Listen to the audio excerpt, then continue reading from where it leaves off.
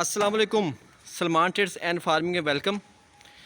Viewers, आज की video बहुत इंफॉर्मेटिव है उन लोगों के लिए जो अपना रोज़गार कमाना चाहते हैं डेयरी फार्मिंग के थ्रू। तो उसके बारे में आपको अपना तजर्बा शेयर करूंगा और इसमें इस पूरी वीडियो में पूरी फिजिबिलिटी रिपोर्ट बन जाएगी कि आपने किस तरह से अपना फार्म स्टार्ट करना है, डेयरी फार्म कि आप फिर दूध का कारोबार करेंगे तो क्या आपकी बचत होगी और क्या आपका एक्सपेंस आएगा, क्या ख़र्चा होगा और कितने दिनों तक आपका बिज़नेस वगैरह सब सेट हो जाएगा। और आपको इसमें मज़े की बात बताता चलूँ कि ये बिज़नेस भी आप इसको साइड बिज़नेस ही लें, फुल टाइम जॉब नहीं है। आपने बस सुबह घंटा एक लगाना है, 1 घंटा शाम को लगाना है, ठीक है ना। उसके बाद आपने एक बंदा इनके ऊपर छोड़ देना है जो सारा काम करेगा, सारा काम A to Z काम करेगा।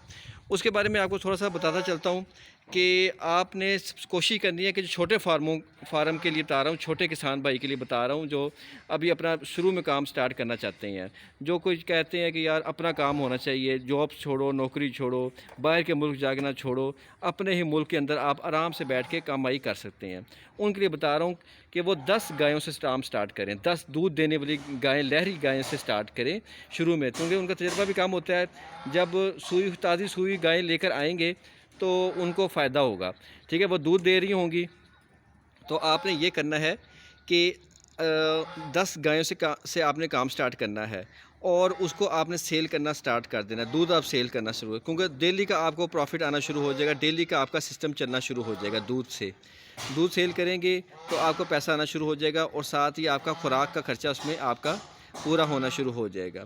अब 10 गायों का जो दूध आप सेल कर रहे होंगे तो आप खर्चा आपका आएगा उससे आधा, निसफ़, और निसफ़ आपकी बचत है। जैसे ये समझ लें कि अगर आपकी 10 गायें हैं तो 5 गायें जो सी हैं वो आपका पूरा एक्सपेंस उठाएंगी, खुराक का भी, बंदे की उजरत का भी, किराए का भी, हर चीज़ का। और जो बाकी 5 हैं वो आपकी बचत है, सेविंग है, ठीक है। एक तो वो सेविंग हो गई। दूसरे नंबर पे जो सेविंग होगी वो होगी आपके जो इनके बच्चे बड़े होंगे 2 साल बाद, उनको आप कोशिश करें ईद पे सेल करें। ईद पे आपको अच्छा मुआवजा मिलेगा उसका, और ईद पे जब आप सेल करेंगे उसको तो उस अच्छी कीमत पे जाएंगे, ठीक है।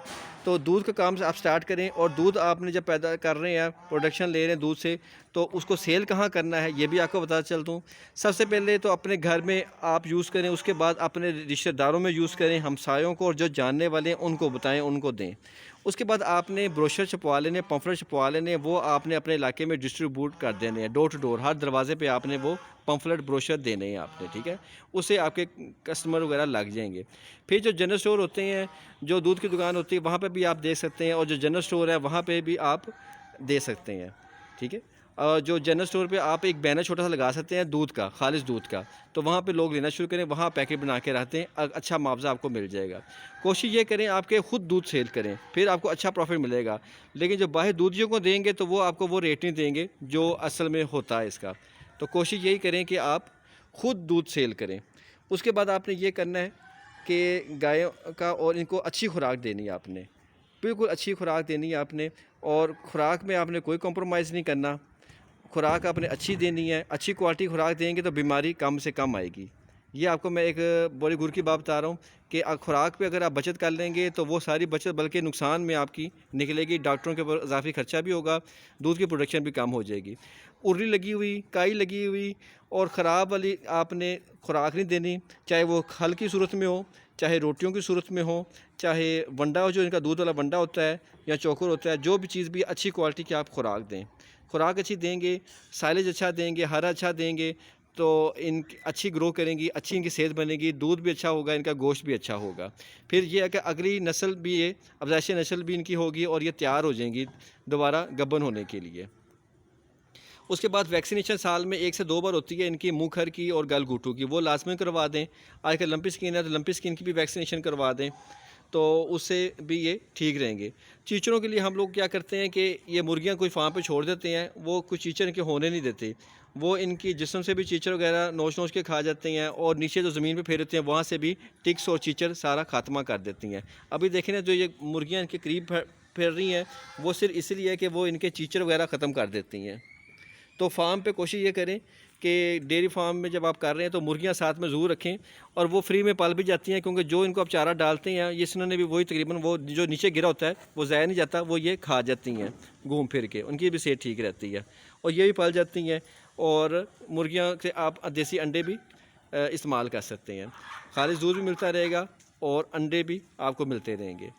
तो ये कुछ बातें थीं, इन पे अमल करेंगे तो आप आराम से अपना कारोबार कर सकते हैं, अपना निज़ाम चला सकते हैं। इसमें सबसे मेन चीज़ बता दूं कि कोशिश ये करनी है कि नस्ल अच्छी का इंतखाब अच्छा करना है। तो दूध के लिए अगर आप कर रहे हैं तो देसी नहीं चलेंगी, उसमें आपकी ऑस्ट्रेलियन, फ्रीजियन और जो वलैती गायें हैं वो वाली चलेंगी आपकी, क्योंकि वो ज़्यादा दूध देती हैं। ठीक है, और वो आपने अगली नस्ल ज़रूर लेनी है, अफज़ैसे नस्ल ज़रूर लेनी है। किसी भी फार्म के मुनाफा बख्श होने का तयन इसी पे किया जाता है कि उनके आगे से आगे नस्ल चल रही हो, गब्बन हो रही हों गाय, उनके बच्चे दे रही हों गाय, दूध बढ़ता जाए उनका। ठीक है, फिर अब ये बच्चा जैसे तैयार हो गया, ये अब ईद पे लगा देंगे। ठीक, इस तरीके से आप इन बातों पे अमल करेंगे तो आपका फार्म दिन दुगनी रात चुगनी तरक्की करेगा। फिर फार्मिंग के साथ आप मुर्गियाँ का भी कर सकते हैं, बकरों का भी कर सकते हैं, और एक फार्म तो है ही, उसमें वो भी आपका साइड बिज़नेस चलता रहेगा। उम्मीद करते हैं आज की वीडियो आपको पसंद आई होगी। मज़ीद अच्छी वीडियो देखने के लिए चैनल को सब्सक्राइब कर दें और लाइक कर दें। उम्मीद करते हैं आज की वीडियो पसंद आई होगी। नेक्स्ट वीडियो तक के लिए अल्लाह हाफ़िज़।